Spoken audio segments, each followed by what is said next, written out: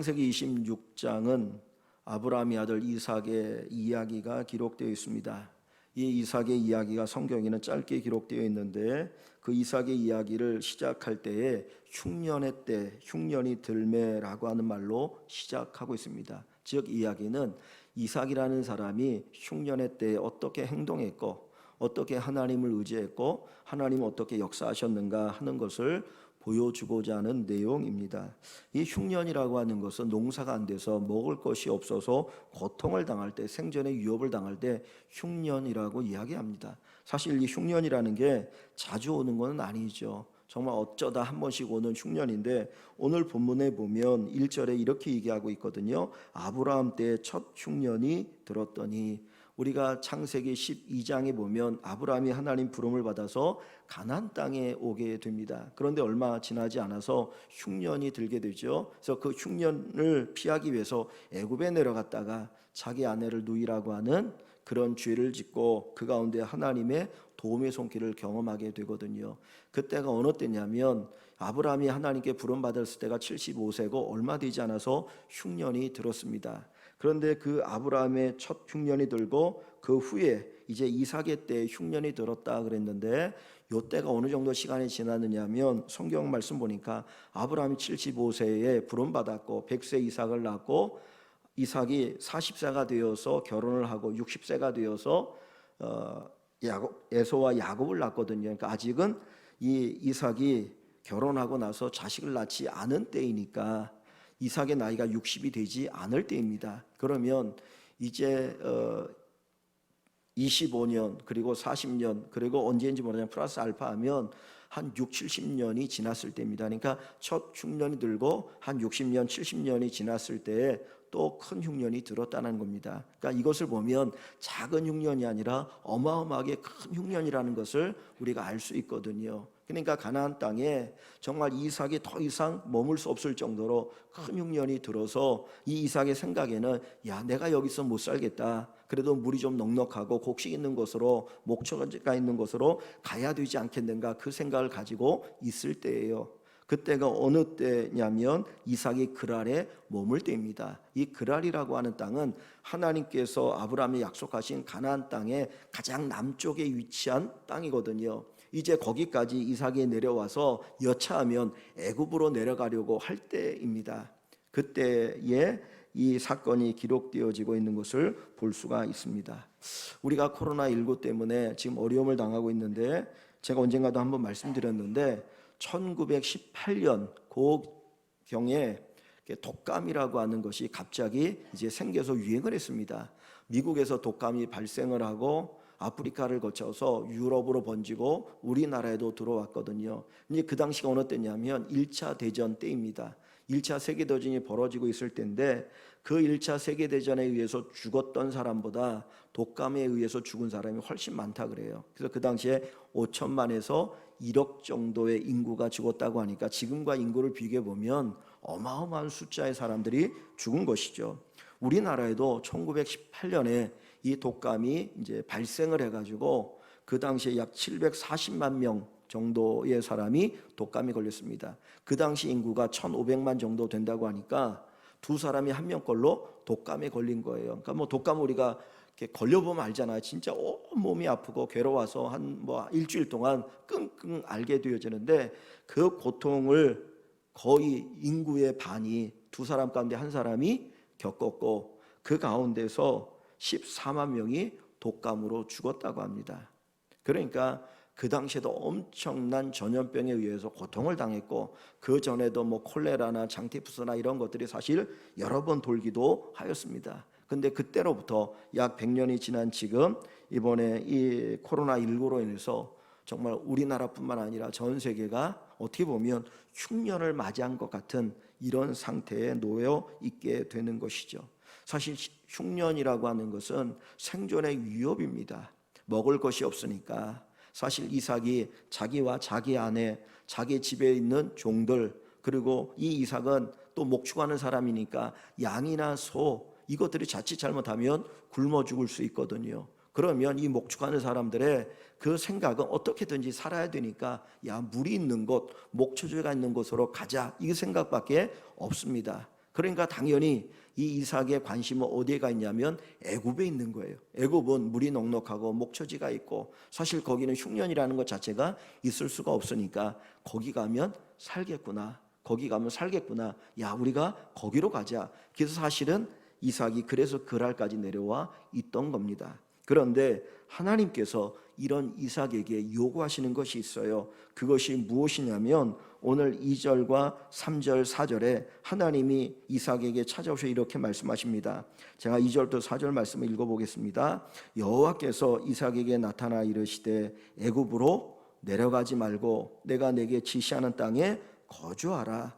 이 땅에 거류하면 내가 너와 함께 있어 내게 복을 주고 내가 이 모든 땅을 너와 내 자손에게 주리라. 내가 내 아버지 아브라함에게 맹세한 것을 이루어 내 자손을 하늘의 별과 같이 번성하게 하며 이 모든 땅을 내 자손에게 주리니 내 자손으로 말미암아 천하 만민이 복을 받으리라. 하나님은 이 이삭에게 애굽을 향하여 내려가려고 하는 그 이삭에게 내가 지시하는 땅에 머물러라. 이 땅에 머무르라는 거예요. 사실 이 땅은 가뭄으로 인해서 흉년으로 인해서 살 수 없는 땅이거든요. 그런데 하나님은 내가 너에게 지시하는 이 땅, 이 그랄에 머물라고 말씀하고 있는 겁니다. 사실 이 그랄에 머문다라고 하는 것은 크게 두 가지의 위험이 따릅니다. 하나는 언제 흉년이 끝날지도 모르는데 여기에든 자칫하면 굶어 죽을 수 있다는 거죠. 나 하나면 괜찮은데 내 아내도 있고 집에 종들도 있고 그리고 양이나 소나 가축들도 있는데 여기서 굶어 죽으면 어떡해? 앞으로 아무런 희망이 보이지 않는데 그러니까 생존에 위험이 있는 것입니다. 그것을 감수해야만 이 땅에 머물 수 있는 것이죠. 두 번째 더 위험한 것이 하나 있는데 이 그랄이라고 하는 이곳은 이 이삭에게서 아무런 연고가 없다라는 거예요. 사실 뒤에 보면 어떤 내용이 나오냐면 이 이삭이 그랄에 머물면서 하나님께서 말씀하니까 그랄에 머물렀는데 이게 위험한 거예요. 내가 이러다가 자칫 잘못하면 내가 죽임을 당하면 어떡할까 그런 생각이 들어서 자기 아내에게 이렇게 합니다. 여보, 내가 볼 때 당신은 너무 예쁘니까 내가 당신을 아내라고 하면 당신을 뺏어가기 위해서 나를 죽일 수 있으니까 아내라고 하지 말고 누이라고 합시다. 그리고 여기서 살자라고 얘기하거든요. 사실 아버지 아브라함이 예전에 했던 이야기죠.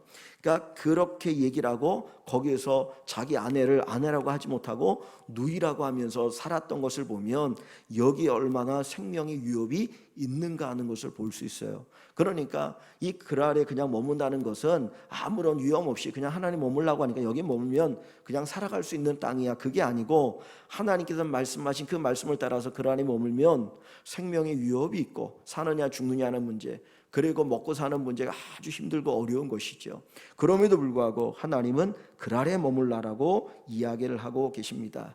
그건 뭘 가르쳐 주냐면 그랄에 머문다라고 하는 것은 하나님의 품을 떠나지 않는 걸 의미하는 거예요. 즉 다시 말하면 비록 여기가 힘들고 어렵지만 너 나 의지하고 내 품 안에 거해. 애굽이라고 하는 것은 성경에서 세상을 의미하지 않습니까? 하나님을 떠나서 내 힘으로 살아가는 것, 세상을 의미하는 것이 애굽이거든요. 그러니까 야 힘들고 어렵다고 나 떠나서 나 저버리고 애굽에 내려가는 삶이 아니라 힘들고 어려울지라도 목숨의 위협이 있는 땅일지라도 여기에 머물러라. 여기에 머물러라. 그것이 바로 하나님의 요구인 것입니다. 우리가 살아가다 보면 어려울 때 하나님을 떠나는 성도들이 많이 있습니다. 평상시에 넉넉할 때는 하나님의 은혜를 이야기합니다. 근데 힘들고 어려우면 그때 하나님을 찾는 것보다는 애굽을 찾게 되어지고요. 세상의 물질을 찾게 되어지고 세상의 방법을 추구하게 되어집니다. 그러면서 하나님을 잊어버리고 살아가는 것이죠. 근데 하나님께서 이 이삭에게 요구하시는 것은 야 정말 네가 사느냐 죽느냐라고 하는 그 아주 위태로운 위기 가운데 있을 때 그때 네가 나를 의지해. 네가 나를 의지해. 네가 나를 의지해. 하나님께서 이렇게 말씀하신 건 뭡니까? 내가 너를 지켜주겠다. 내가 너 책임져 주겠어. 이것이 바로 하나님께서 거기에 내포하시는 내용입니다. 그래서 3절 말씀에 얘기하는 것처럼 이 땅에 거류하면 내가 너와 함께 있어. 내가 너와 함께 있어. 내게 복을 주고 그랬습니다. 내가 너와 함께 있어. 너에게 복을 주겠다. 하나님께서는 이 아브라함에게 거기에 거함으로써 정말 누가 온 세상의 주인인지 누가 진짜 복을 주시는 분인지 하는 것을 새롭게 깨닫게 하는데 목적이 있는 것입니다. 우리가 어렵고 힘든 이 세상을 살아갈 때 정말 이 세상의 주인이 누구인지, 이 세상에 우리에게 참된 복을 주시는 분이 누구인지를 새롭게 발견하고 만나는 귀한 축복이 우리에게 있기를 원합니다. 하나님 복 주시고자 하면 아무리 사람이 막아도 복은 옵니다. 그런데 하나님 복 주지 아니하면 아무리 사람들이 애를 써도 복은 오지 않습니다. 그래서 저나 여러분들이나 우리 모두가 하나님께서 모든 것에 주관하시는 분이시다, 하나님 우리와 함께 하시고 우리에게 복을 주신다라고 하는 이 분명한 믿음을 가지고 하나님 말씀을 따라 살아가는 저와 여러분들이 되기를 원합니다. 이 이삭이 하나님의 말씀을 따라 그 아래에 머물렀습니다. 그 아래에 머물면서 그가 먹고 살아야 되니까 농사를 지었어요. 근데 이삭은 원래 농사꾼이 아니고 목축업자입니다. 목축하는 사람이거든요. 그러니까 농사에는 잘 몰라요. 사실 농사하면 실패할 수 있거든요. 그런데 여기 12절 한번 가봅니다. 12절, 창세기 26장 12절에서 14절 앞부분 말씀 한번 같이 읽어봅니다. 이삭이 그 땅에서 농사하여 그 해에 100배나 얻었고 여호와께서 복을 주심으로 그 사람이 창대하고 왕성하며 마침내 거부가 되어 양과 소가 떼를 이루고 종이 심이 많으므로. 아멘. 자, 하나님께서 그 아래 머물러라, 그 아래 머물러라, 내 품에 거하라, 그리하면 내가 너와 함께 할 것이고 너에게 복을 주겠다라고 말씀하셨잖아요. 그래서 이 이삭이 위험을 무릅쓰고 하나님을 바라보고 그 그랄 땅에 거하였습니다. 그랬더니 하나님이 어떻게 복을 주셨냐면 이삭은 원래 농사꾼이 아닌데 농사를 지었는데 100배나 얻었다 그랬어요. 100배나 얻었다. 우리가 성경에 보면 예수님께서 씨 뿌리는 비유할 때 몇 배를 얘기하십니까? 씨를 뿌렸던 좋은 땅이 뿌려지면 30배, 60배, 100배를 얘기하거든요. 그러니까 그 100배는 진짜 농사가 엄청나게 잘 됐을 때 얻을 수 있는 수확의 양을 의미하는 거예요. 그런데 이 이삭은 농사꾼도 아닌데 그 하나님의 말씀에 의지하여서 하나님 품에 거하면서 그 아래 있을 때에 농사를 지었더니 100배나 얻었더라. 하나님께서 생존의 복을 주시는 것이죠. 그가 하나님을 떠나지 아니하고 하나님의 말씀을 따라서 비록 힘들고 어려운 상황이지만 주님 붙들고 거기에 머물 때 하나님은 그의 생업에 복을 주셨는데 100배를 얻는 복을 얻게 됩니다. 그리고 13절에 보면 그 사람이 창대하고 왕성하여 마침내 거부가 되었다. 양과 소가 떼를 이루고 종이 심이 많았다. 그가 그 아래 올 때에는 흉년의 때 정말 초라한 모습으로 왔지만은 거기에 거하는 그 짧은 동안에 하나님께서 엄청난 복을 주시는 것을 우리가 볼 수가 있습니다. 하나님 안에 거하면 하나님이 책임져 주십니다.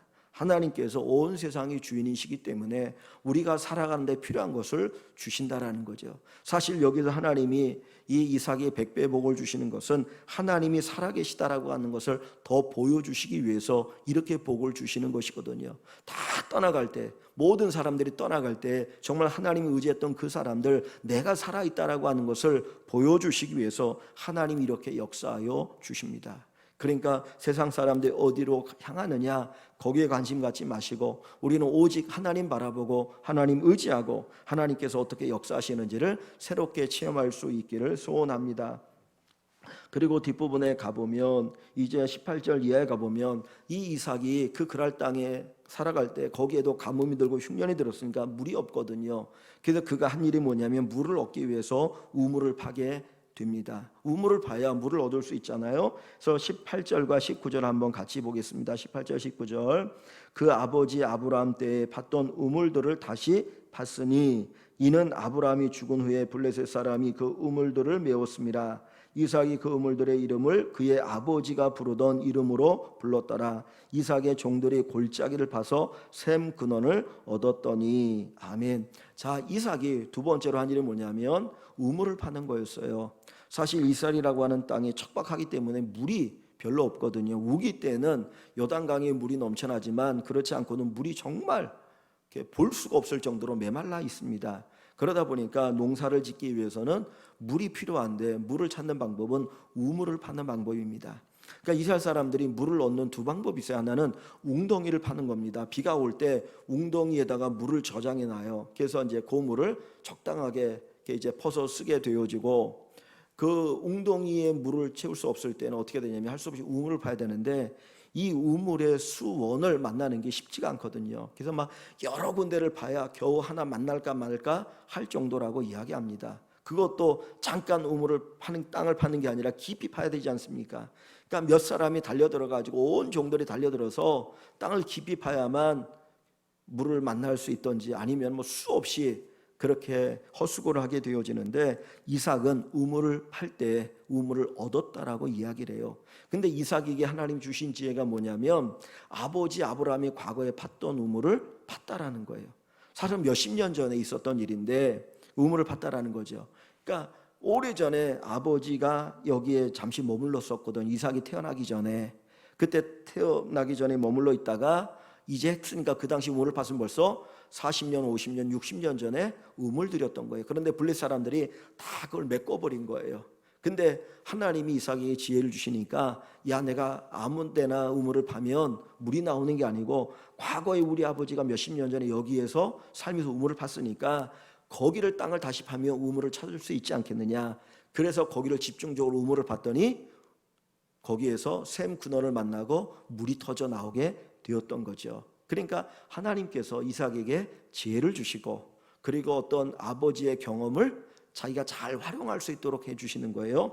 그래서 우물을 얻게 되어집니다. 그러니까 물을 만나니까 그 다음에 다른 게 걱정할 필요가 없지 않습니까? 하늘에서 태양피던 쨍쨍 내리쬐고 물을 만났으니까 나름대로 뭐 살아가는데 부족함이 없이 살아갈 수 있게 되었던 것입니다. 여기에 하나님의 은혜가 있게 되는 것이죠. 하나님의 말씀을 의지하고 살아가니까 하나님께서 살 수 있는 은혜를 주시고, 하나님이 역사하셨다라고 한 은혜를 경험하게 되어집니다. 그래서 뒷부분에 보면 이런 이야기가 기록되어 있습니다. 28절을 보시면 28절에 그 아비멜렉이라고 하는 그랄의 왕이 이 이삭에게 이렇게 이야기해요. 그들이 이르되 여호와께서 너와 함께 하심을 우리가 분명히 보았으므로. 여호와께서 너와 함께 하심을 분명히 보았다. 이 그랄 왕 아비멜렉이 어떻게 하나님 이삭과 함께 하는 걸 볼 수 있겠습니까? 하나님은 안 보이시잖아요. 그런데 그가 하나님이 이삭과 함께 했다라는 것을 뭘로 봅니까? 그가 하는 일에 하나님 복을 주시는 걸 통해 보는 거예요. 그가 하는 일에 하나님이 농사에 100배나 얻게 하시고, 그 우물을 팔 때마다 물이 솟아 나온 걸 보면서, 야, 저건 사람이 지혜가 아니야, 사람이 힘으로 되는 게 아니고 하나님이 그와 함께 하셨기 때문에 되는 것이야 라고 고백하는 거죠. 그래서 29절 끝부분에도 보면 그 아비멜렉이 또 이렇게 얘기합니다. 하나님이 너와 함께 하실 뿐만 아니라 29절에 이제 너는 여호와께 복을 받은 자니라. 여호와께 복을 받은 자니라. 우리가 기억해야 될 것은 하나님이 우리에게 복을 주셔야 복을 받는 것이지, 하나님 복 주지 않으면 사람이 아무리 애를 써도 복을 받을 수가 없는 거죠. 사실 그랄의 사람들이 그 지형을 다 잘 아니까, 그들은 농사를 지었기 때문에 이삭보다 더 많이 많은 어떤 그 추수를 경험해야 되고 물도 많이 얻어야 되는데 그렇지 못했던 거예요. 그러니까 그걸 보면서 정말 하나님이 복 주는 사람이구나 하는 것을, 이것을 보게 되었던 것이죠. 그런데 우리가 살아가면서 경험하는 게 뭐냐면, 우리가 복을 받고 정말 이렇게 뛰어나게 되면 주변에 시기하는 사람들이 생기게 돼요. 농사를 100배의 추수를 거두게 되어지고, 갑자기 이삭이 여기에 와서 부자가 되니까, 그리고 우물도 여러 개 파니까 사람들이 시기하게 되어집니다. 그래서 그랄에 살아가는 그 목자들이 이삭을 시기해가지고 이삭이 판 우물을 와가지고 그냥 횡패를 부리면서 또 그걸 다 메꿔버리는 거예요. 그러면 이 우물 하나 파는 게 정말 어렵거든요. 그러면 이삭이 자기 종들을 가지고, 왜 이거 무슨 행패냐고, 어떻게 내가 판 건데, 그럼 대항할 수 있거든요. 근데 이삭은 대항하지 않아요. 그들이 우물을 메꾸니까 또 다른 곳에 가서 우물을 또 파게 됩니다. 근데 또 물이 나오는 거예요. 그랬더니 또 그란의 목자들이 또 몰려와가지고 또 거기에서 그 우물을 메꿔버립니다. 그러면 한번 싸울 만한데, 또 이삭은 거기서 또 다른 데로 옮겨요. 그리고 거기서 우물을 파요. 그런데 거기서 또 우물이 나오게 됩니다. 자, 어디를 보시냐면 20절에 보면 그랄의 목자들이 이삭의 목자와 다투어 이르되 이 물은 우리의 것이라. 우리가 살고 있는 땅이니까 여기 우물 나오는 물도 우리 거다라는 거예요. 그죠? 이 물은 우리의 것이라 하며 이삭이 그 다툼으로 말미암아 그 물의 이름을 에색 그랬어요.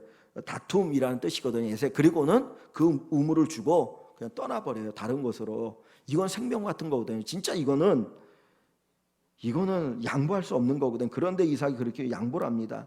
21절에 또 다른 우물을 봤더니 이제 물이 나와요. 그랬더니 또 쫓아와 가지고는 또 행패를 부려요. 그래서 할 수 없이 또 다투게 돼요. 그래서 그 이름을 신나라고 그랬습니다. 신나라는 뜻은 조금 더 강한데 대적이라는 뜻이 있어요. 그들이 막 이삭을 대적해서 내쫓는 것이요. 그러니까 이삭이 또 그냥 그거 주고 또 떠나갑니다. 그리고 나서 22절에 이삭이 거기서 옮겨 다른 우물을 봤더니 그들이 다투지 아니하였으므로 그 이름을 르호봇이라 하였다. 이제는 여호와께서 우리를 위하여 넓게 하셨으니 이 땅에서 우리가 번성하리로다. 이게 믿음의 고백이죠. 그러니까 우물이라고 하는 생명입니다. 생명. 물이 없으면 죽잖아요. 그러니까 생명인데 그 그랄의 목자들이 그것을 행패를 부리고 빼앗을 때 그냥 죽어 떠나는 거, 힘이 없어 떠난 게 아니고 뭡니까? 온유함의 모습이죠. 하나님을 믿으니까 하나님이 이 우물도 주셨는데 다른 우물도 주실 거야. 하나님에 대한 믿음을 가지고 그 우물을 포기하고 다른 우물을 파요. 그랬더니 하나님 또 우물을 주시는 거예요. 근데 이 우물을 팔 때마다 물을 만나니까 이 그랄 사람들이 놀라는 거예요. 이건 무서워가지고, 야, 이건 진짜 사람이 이름을 판 게 아니고 저들에게는 하나님이 계신가 보다.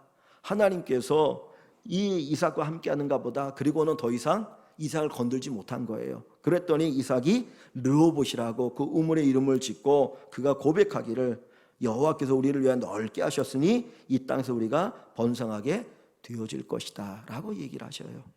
그런 고백을 하게 되는 거죠. 그리고는 그가 거기에 머물다가 이제 거기를 떠나서 어디로 옮기냐면 브엘세바로 옮깁니다. 브엘세바, 이전에 아브라함이 거했던 곳이거든요. 근데 24절에 보면 그 밤에, 브엘세바로 올라간 그 밤에 하나님이 그에게 나타나셔서 다시 한번 이렇게 약속하십니다. 여호와께서 그에게 나타나 이르시되 나는 내 아버지 아브라함의 하나님이니 두려워하지 말라. 내 종 아브라함을 위하여 내가 너와 함께 있어 내게 복을 주어 내 자손이 번성하게 하리라 하신지라. 내가 너와 함께 있어 너에게 복을 주어 내 자손이 번성할 것이다. 지금 이삭은 자식이 없어요. 그런데 하나님 미리 이 놀라운 축복을 약속하고 계시는 겁니다. 그리고 거기서 또 우물을 파고 거기서 생활을 하게 되어지죠. 그랬더니 얼마 있다가 그랄의 왕 아비멜렉이 자기의 군대 장관 비고를 데리고 이삭을 찾아옵니다. 그러면서 뭐라고 말하냐면, 이삭이야, 내가 보니까 하나님 당신과 함께하고 하나님이 당신에게 복을 주는데 당신 나와 언약을 맺자. 무슨 언약입니까? 당신이 우리를 해하지 말라. 사실 그랄의 왕이니까 군사도 많잖아요. 그랬는데 이 이삭은 뭐 군사도 없고 그냥 종들, 목자들만 데리고 살아간 사람인데 와서 하는 이야기가 당신이 우리를 해하지 말라는 거예요. 그러니까 우리가 언약을 맺자. 사실 누가 언약을 맺자고 해야 되냐면 이삭이 그들과 언약을 맺자고 해야 되는 거죠. 옛날에 목자들이 그렇게 괴롭혔잖아요. 그러니까 우리 괴롭히지 말라, 언약을 맺어야 되는데 오히려 그랄의 왕이 와가지고는 이삭, 당신이 우리는 두려우니 우리와 언약을 맺어서 우리를 조금 더 해하지 말라. 그리고는 그 언약을 맺게 하는 거예요. 그 가운데 했던 고백이 하나님 너와 함께 하시더라. 하나님 내게 복을 주시더라. 그러니 하나님께서 역사하며 우리 이거 살지 못하니까 언약을 맺자라고 이야기하면서 결국은 위치가 바뀌는 거예요. 처음 그랄에 머물 때에는 저 겨우 그냥 숨을 쉬고 목숨을 부지하게 해서 그곳에 머물렀던 이삭인데 하나님께서 여기 머물러, 그럼 내가 너와 함께 할 거야, 내가 너 지켜줄게, 그 약속의 말씀을 믿고 그 땅에 거하며 하나님을 의지했더니 하나님이 역전을 시켜주시는 겁니다. 그랄 사람이 경험하지 못했던 그 추수의 풍성한 수확을 경험하게 되어지고 양이나 소 떼가 많아지게 되어지고 우물을 팔 때마다 우물을 만나게 되어지고, 그러니까 야, 저건 사람의 힘이 아니고 저 뒤에 분명히 하나님이 계시는구나, 하나님이 함께 하시니까 저런 일들이 일어나게 되어지는 거야. 이 고백을 하게 되는 것입니다. 그러니까 이건 단순히 이삭의 고백이 아니고 누구의 고백이에요? 하나님을 모르는 그랄의 왕이 했던 고백입니다. 그러니 얼마나 이것이 정확하고 확실한 내용이겠습니까? 우리가 인생을 살아가면서 흉년을 만날 때가 있습니다. 어떻게 보면 지금이 온 세계적으로, 그리고 우리나라도 또 우리 개인적으로도 흉년, 큰 고통의 흉년을 보내고 있는 때이죠. 사실 우리 마음대로 이 흉년이 짧아질 수 있는 건 아니고 가야 될 때까지 가야 될지 모르겠습니다. 그런데 하나님께서 오늘 우리에게 말씀하신 건 뭐냐면 내 품에 거하라는 겁니다. 내 품에 거하라. 내 품에 거하라. 이 흉년이 힘들고 어렵다고 해서 그거를 해결하기 위해서 내 품을 떠나서 네 생각, 네 방법으로 해결하지 말고 나 의지하고 내 품에 거하면 내가 책임져 주겠다. 내가 과거에 아브라함에게 이삭에게 그렇게 했던 것처럼 지금도 너에게 해주겠다라고 하는 것이 하나님께서 우리에게 말씀하시는 음성입니다. 우리가 그랄 떠나지 않기를 원합니다. 하나님 품을 떠나지 아니하고 하나님의 약속을 떠나지 않기를 원합니다. 내가 너와 함께하여 너에게 복을 주리라. 내가 너와 함께하여 너에게 복을 주리라. 우리가 이 말씀 붙들고 우리 온 교회가 이 말씀 붙들고 정말 힘들고 어려울 때 더 하나님 바라보고 하나님 의지하고 믿음으로 승리하는 우리 모든 성도 여러분 되시기를, 또 우리 온 교회 되시기를 주님의 이름으로 간절히 축원합니다.